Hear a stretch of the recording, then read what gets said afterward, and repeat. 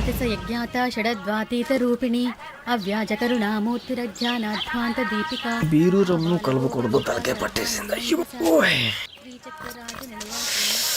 ఏంటే చదువుకుంటున్నావా? చదువుకో. దేనైనా వెనక్కి తీసుకురావాలం కానీ పోయిన కాలం వెనక్కి తీసుకురావడం ఎవడి వల్ల కాదు. టైం విలువ గురించి నువ్వు మాట్లాడడం. నువ్వు ఎలా పోతే నాకెందుకులే. ఏమ్మా నీ పూజ అయిందా? తలకే పట్టేసింది, కాస్త మజ్జిగుంటే ఇవే. మా నాయనే అందరూ పొద్దున్నే లేచి టీలు కాఫీలు అడుగుతుంటే నువ్వు మాత్రం మజ్జిగ అడుగుతున్నావురా. కాఫీలు టీలు తాగే స్టేజ్ వాడు ఎప్పుడో దాటిపోయాడు. రాత్రి తాగింది దిగాలంటే మజ్జిగే తాగాలి. నువ్వు తల దించుకోవడం ఎందుకురా? నీలాంటి యదవనగానందుకు నేనే దించుకోవాలి తల. రాత్రి సుబ్బారావు గారి ఇంటి మీద గొడవకి వెళ్ళేవంటగా. అలా చెప్పాడు మీకు? మళ్ళీ గొడవ కెడతావా? నీ దెబ్బకు భయపడి రాత్రి తలుపులు తీసి పడుకున్నారంట. తెల్లారగా టైంట్లో దొంగలు పడ్డారు. ఇంట్లో ఉందిలేండి, పట్టుకుపోవడానికి అక్కడ కూతురు తప్ప. ఎన్నాళ్ళు ఇలా బేవర్స్గా తిరుగుతావురా? ఇన్నాళ్ళని ఏం ఫిక్స్ అవ్వలేదండి. చిచి నాన్న, అమ్మా, కంబైన్ స్టైల్స్ కి ఫ్రెండ్స్ ఇంటికి పిలుద్దాం అంటే వీడికి భయపడి ఎవరు రావడం లేదు. నేనే చేశానే. వాళ్ళ వంక అదోలా చూస్తున్నావంట. గొప్ప ఫిగర్లని అదోలా చూస్తాను, ఏదో మోహాలు వేసుకొని. చదిగా ఆ గొంతు ఆ వాలకం చూడలేకపోతున్నాను రా బాబు. చిన్నప్పుడు వచ్చి నా అలాగే ఉన్నావు, తెగ ముడిచిపోయారు. ఇప్పుడు నచ్చట్లేదు నాన్నగారు మీకు? నేను యదవలతో డిస్కస్ చేయను. నేను చేస్తాను. మీరు చెప్పదలుచుకుంది ఏమిటో చెప్పండి. ఇంకా చెప్పేదే ఉంది.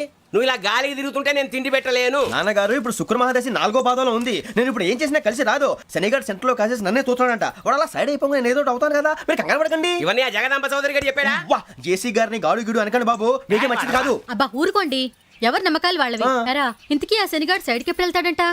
సెంటర్ లోకి రావాలమ్మా. మరి ఆ గురువు సెంటర్ లోకి ఎప్పుడు వస్తాడంటావు? అవన్నీ మనకి తెలుస్తాయి అంటే జేసీ గారు తెలుస్తాయి. నాన్నగారు ఒక 1000 రూపాయలు ఇవ్వండి, దక్షిణ నుంచి అన్ని అడిగేసి వస్తాను. ఎదిగిన కూతురు గుండెల మీద కుంపటైతే నీలాంటి బేవార్స్ కొడుకు క్లైమోర్ మైన్స్ లాంటి వాడు చీదరిదుడా. ఆ జేసీ గారు పోయాక వీడు నేను నువ్వే ఫీల్ ఓకే. ఆయన కావాలని అంటున్న మాటలు కాదు, ఆయన దేవుడు.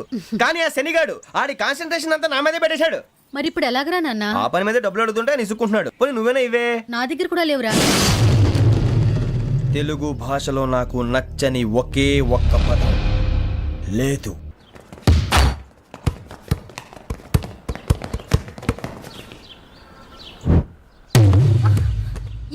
అరే సోరే, బాల్ తీసుకురారా.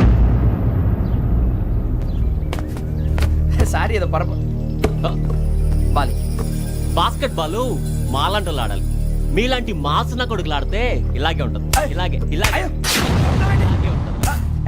అమ్మాయిల ముందు ఫోర్స్ కొడతావా? ఆహా, అయితే నిన్ను కొడతా.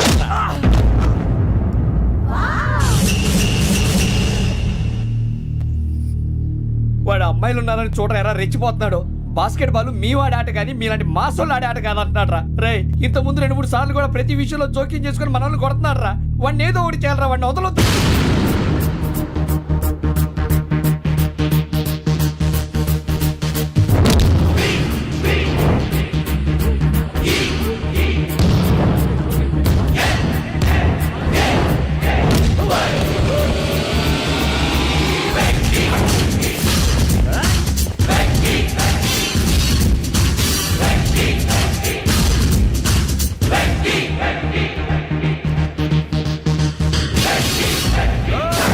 ఆడపిల్లలంటే ఎవరికైనా దెబ్బ తగిలితే అయ్యో అంటారు, మీకేమో ఎవరైనా కొడితే కామెడీ.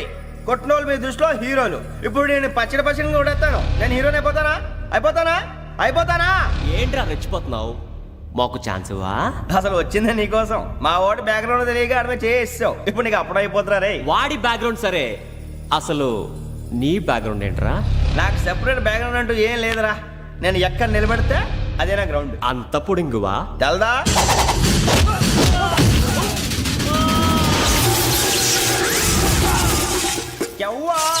మన మామిడి కొట్టినప్పుడు వావ్ అన్నారు, ఇలాగే ఉంటుంది.